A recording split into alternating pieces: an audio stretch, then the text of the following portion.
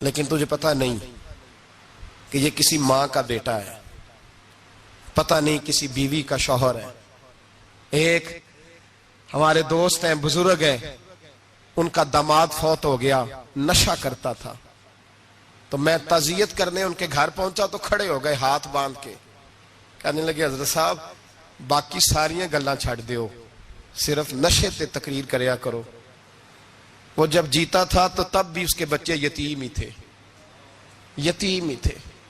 میری بیٹی جب میرے گھر آتی تھی اور میں اپنے پوتوں کے اترے کپڑے اسے پہننے کو دیتا تھا تو میرا کلیجہ پھٹتا تھا، اور میری بیٹی اس کی زندگی میں بھی بیوہ کی زندگی گزار رہی تھی، وہ میری بہوؤں کے اترے ہوئے کپڑے پہنتی تھی۔ کوئی دعا کرو، کوئی جلسے کرو، یہ لت ختم ہو جائے۔ اور کہنے لگا اب میرے وہ چلا تو گیا ہے، دادا دادی اس کے پہلے کوئی نہیں، چچا ہے کوئی نہیں، جب تک تو میں زندہ ہوں ان نواسوں کو کوئی روٹی کا لقمہ، کوئی کپڑا مل جائے گا، لیکن سوچتا ہوں میں بوڑھا ہوں، مر گیا تو ان کو کوئی پوچھے گا بھی نہیں، کون ان کی خبر۔ اتنا ظلم اس قوم سے، اتنی زیادتی، اور آرام سے لکھ کر لوگ گزر گئے کہ یہ 70 لاکھ ہے، ان کا درد تو سمجھو، تکلیف تو سمجھو۔ 7 فٹ کا سونا جوان اور نشے کا عادی ہے تو کسی نالی میں پڑا ہوا ہے۔ اور میں نے کہا اس قوم کے ساتھ اس سے بڑا بھیانک مذاق کیا ہوگا۔ کوئی دانشور تھا بڑا ظالم، اس ظالم سے کوئی مشورہ لینے آیا، اس نے آ کے کہا تو بڑا ظالم ہے، بڑے کڑوے مشورے دیتا ہے، میرا ایک دشمن ہے، میں اس سے بدلہ لینا چاہتا ہوں، میرا دل کرتا ہے اس کا بچہ قتل کر دوں تاکہ وہ تڑپے۔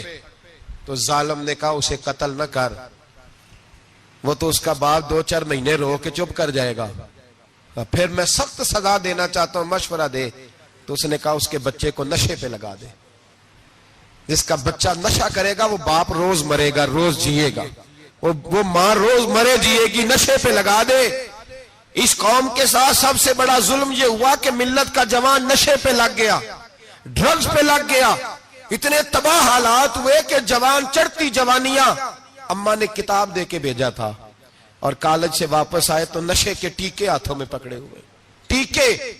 اور آپ کے اس ملک کے اسلام آباد میں ایک دن میڈیا نے وہ خبر بھی وائرل کی اور وہ چیز بھی دکھائی لوگوں کو، 3 مہینے کا بچہ لے کے نشئی سڑک پہ آ گیا، اس نے کہا میرا نشہ ختم ہو گیا، میرا بچہ خرید لو، 2 پڑیاں دے دو۔ تو وہاں بیبیاں جو سن رہی تھیں وہ بھی چیخے مار کے رو رہی تھیں۔ یہ ظلم کیا اس قوم کے ساتھ، اور کرپشن کی لعنت نے اجازت دی سپلائی کرنے والوں کو کہ گلی گلی بیچے، گلی گلی۔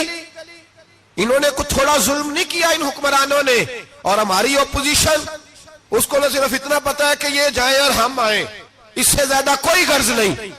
بھائی کرپشن کے خلاف نکلے ہو تم، نشے کے خلاف کس دن نکلو گے؟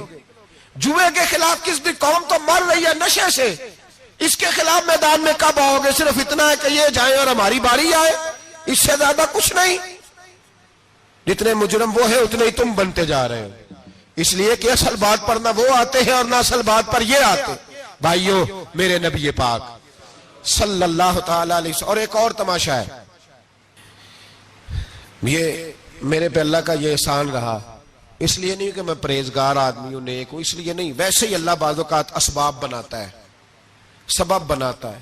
مجھے نہ شراب کے رنگ کا پتہ ہے، نہ اس کی خوشبو کا پتہ ہے، نہ میں نے کبھی زندگی میں دیکھی ہے، یہ کرم ہے میرے حضرت صاحب کا، میں نے نہیں دیکھی، مجھے نہیں پتا کیسی ہوتی ہے، کچھ باتیں میں نے سنی ہیں۔ ایک محفل میں بیٹھا تھا مجلس میں، تو ایک شخص نے کہا کھانسی نہیں جاتی بچے کی، دوسرا اس کو مشورہ دے رہا ہے، کھانسی نہیں جاتی، بڑی دوائی دیسی بھی فلاں بھی بڑی کھائی، مشورہ دیا اس کو کہ تو اس طرح کر، اس کو نا شراب کے 2-4 چمچے پلاؤ، کہتے ہیں جی اس کو نا یہ پلاؤ تو صحیح ہو جائے گی۔ تو میں نے پلٹ کے اس کی طرف دیکھا، میں نے کہا کوئی عقل کر، کیا مشورہ کرنا؟ مولانا میرا تجربہ ہے۔ میں نے کہا تیرا تجربہ افضل ہے یا رسول اللہ کا فرمان زیادہ افضل ہے؟ تیرا تجربہ افضل ہے۔ حضرت ام سلمہ رضی اللہ تعالیٰ عنہ کہتی ہے میں نے عرض کی یا رسول اللہ صلی اللہ علیہ وسلم میری بچی بڑی بیمار ہے، تو مجھے کسی نے کہا ہے یہ تھوڑی سی نشے والی چیز ہے، یہ بنا کے تیار کر کے دو، صحیح ہو جائے گی، بیمار ہے بچی تو یہ نشے والی چیز ہے، اس کو تیار کر کے دو، تھوڑا نشہ ہے۔ اگرچہ بعض میں نے شروع میں کہا بعض لوگ مریض کو, سخت مریض کو ایسی ادویات جو مجبوری بن جائے اس کی گنجائش اور اجازت دیتے ہیں. محتاط علماء تو اس میں بھی بہت ساری چیزیں پہلے بیان کرتے ہیں, لیکن اس نے کہا جی نرا نشہ دینا ہے شفا کے لیے.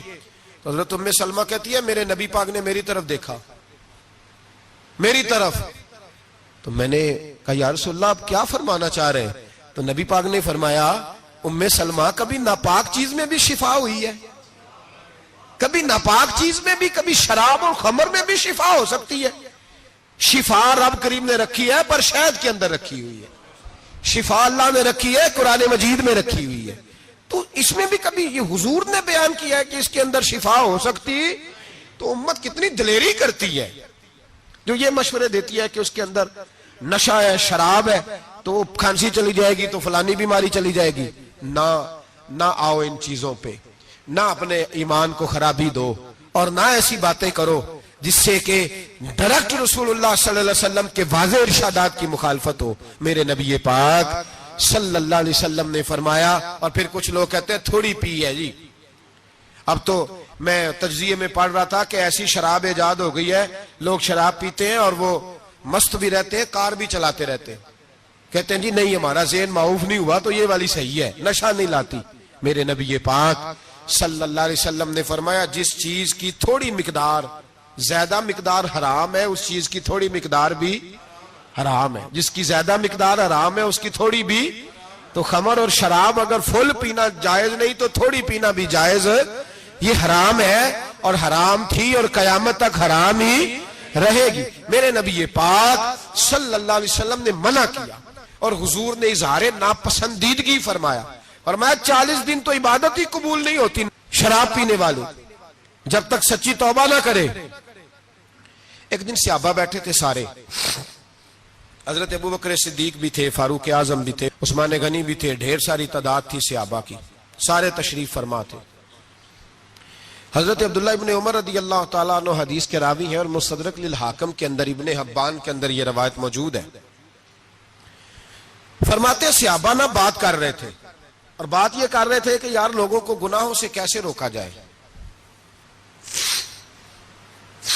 لوگوں کو گناہوں سے گفتگو صحابہ یہ کر رہے تھے. عبداللہ ابن عمر کہتے ہیں بیٹھے تھے اور جو گفتگو کر رہے تھے کہ گناہوں سے پلاننگ جی ہوتی تھی, ان کی جو محفلیں ہوتی تھی نا بیٹھ کے, وہ خوش گپیاں نہیں ہوتی تھی بلکہ وہ تبلیغ کی, جد و جہد کی, لوگوں کو برائی سے منع کرنے کے لیے بیٹھتے تھے, اس پر منصوبہ بندی کرتے تھے, پلان کرتے تھے, آگے ترتیب دیتے تھے. گفتگو ہو رہی تھی تو اب آپس میں بات ہونے لگی کہ کون سا گناہ زیادہ برا ہے جس پر سب سے پہلے کام کیا جائے. تو دور ایک صحابی بیٹھے تھے, ان کا نام تھا عبداللہ ابن عمر. ایک عبداللہ بن عمر ہے اور ایک عبداللہ ابن عمر ہے. حضرت عبداللہ ابن عمر دور بیٹھے تھے, بڑے سمجھدار سیانے باریک بین آدمی تھے.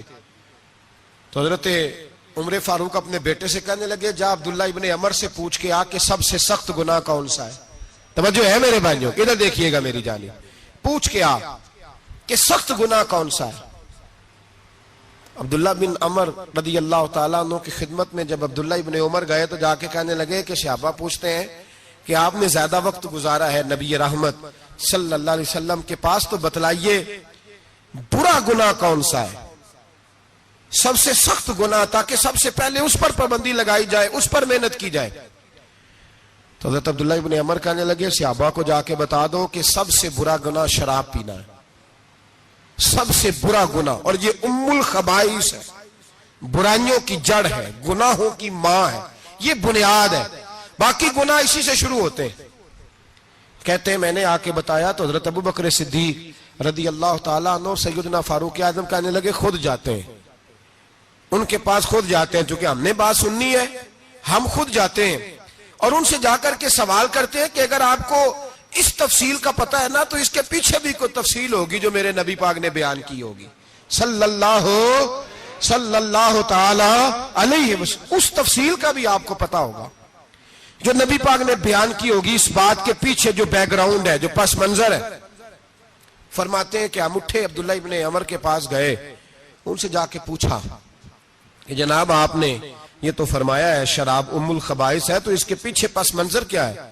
تو عبداللہ ابن عمر کہنے لگے یہ میں نے اپنے پاس سے نہیں کہا, یہ میں نے نبی پاک سے سنا ہوا ہے حضور سید عالم صلی اللہ علیہ وسلم بیٹھے تھے تو حضور نے فرمایا شراب یہ نشہ یہ برائیوں کی ماں ہے. اور پھر حضور نے ایک مثال بیان فرمائی. نبی رحمت علیہ السلام نے فرمایا بنی اسرائیل کا ایک واقعہ ہے. ایک خوبصورت جوان تھا تو ایک عورت کا دل آ گیا اس پر. یہ یاد رکھ لیں, ہم لڑکوں کو منع کرتے رہتے ہیں لیکن ہمیں گھر کی بچیوں پر بھی توجہ دینی ہوگی, ہمیں ان کے فون پر بھی نگرانی کرنی ہوگی, ہمیں وہاں بھی غور کرنا ہوگا. اس لیے کہ اگر کوئی بچی گنجائش نہ دے تو میرا خیال ہے کہ لڑکا جرت کرنے کی طاقت نہیں رکھتا. تو وہاں بھی ان کی اماں سے کہے کہ پابندی لگائے, بچی کسی کا موبائل لے کر کے کہیں اس کو استعمال تو نہیں کر رہی, اس پودے پر بھی توجہ دے, درخت بننے سے پہلے اس کی بھی نگرانی کریں, یہ بھی بڑا ضروری کام ہے. عورت کا دل آ گیا تو نبی پاک علیہ الصلوۃ والسلام فرماتے اس نے کوئی بہانہ لگایا, کسی کو کہا کہ اس نوجوان کو بلا کے لاؤ, اس کو کہو کہ ہم نے کوئی گواہی لینی ہے تجھ سے. وہ نوجوان آیا, ایک کمرے میں داخل ہوا تو اگلے کمرے میں لے گئے, وہاں داخل ہوا تو اس سے اگلے کمرے میں لے گئی, وہ داخل ہوا تو اسی طرح 7 مکفل کمروں میں لے گئی. میرے کریم رسول میرے محبوب پاک علیہ السلام فرماتے ہیں, صحابہ کو سمجھا رہے ہیں میٹھے لب و لہجے میں, فرماتے ہیں جب سب سے پچھلے کمرے میں لے گئی تو ایک لڑکا بندھا ہوا تھا وہاں رسیوں سے, شراب کا پیالہ پڑا ہوا تھا. اور بی بی کہنے لگی کوئی گواہی شواہی نہیں لینی, تجھے اس لیے بلایا ہے کہ تیرے اوپر دل آ گیا ہے, اب میرے ساتھ منہ کالا کر. تو وہ جوان کہنے لگا نہیں, میں نے اپنے نفس کو پاک رکھا ہوا ہے, میری نظر بھی پاک ہے, دل بھی پاک ہے, اور اس کی برکت یہ ہے کہ رب نے میری روح کو بھی پاک رکھا ہوا ہے, تو میں یہ حرکت نہیں کر سکتا. پاک لوگ پلید کاموں کی جانب توجہ نہیں کرتے, میں یہ حرکت نہیں کر سکتا.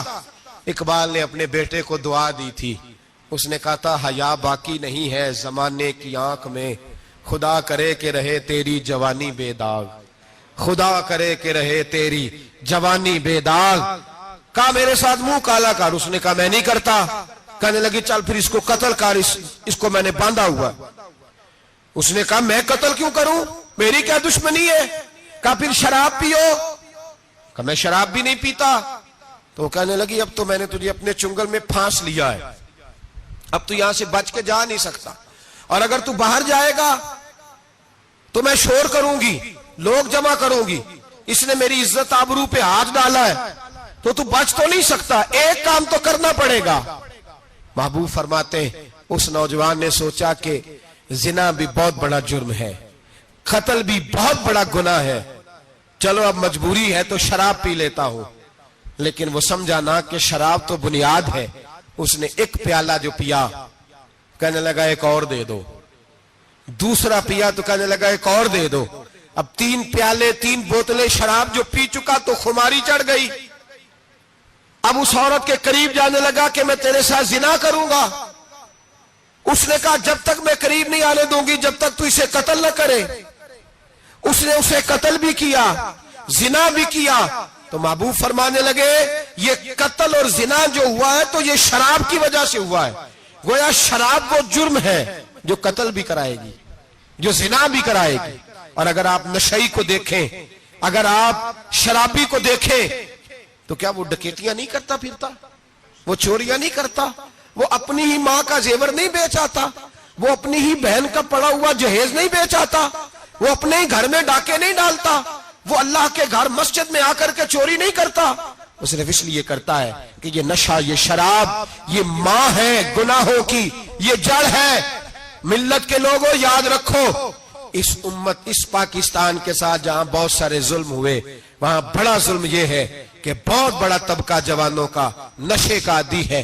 وہ نشہ انہیں عشق مجازی اور عورتوں کے عشق کی جانب لا رہا ہے. وہ نشہ چوریاں کرا رہا ہے, قتل کرا رہا ہے, ڈکیتیاں کرا رہا ہے.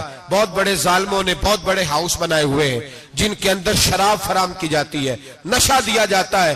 میں نے تو ایسے ایسے لفظ سنے کہ الیکشن کے دنوں میں ووٹ لینے کی خاطر سیاستدان انہیں نشہ فراہم کرتے ہیں, انہیں باندھ کے رکھتے ہیں, روز تمہیں پڑیا ملے گی, ووٹ ہمیں ڈالنا. اتنا ظلم, اتنی زیادتی, اتنا جبر, ایک انسان کے ساتھ کھیلنا. لوٹ آؤ, پکڑو ان کا دامن, اپنے گھروں کو بچاؤ, اپنے دوستوں کو بچاؤ. جاگو جاگو امت کے لوگوں جاگو. میرے نبی پاک صلی اللہ علیہ وسلم کے کلمہ گو لوگوں کو بچاؤ. ان پر اگر سختی کرنی پڑتی ہے تو کرو, پیار کرنا پڑتا ہے تو کرو, محنت کرو, جدوجہد کرو.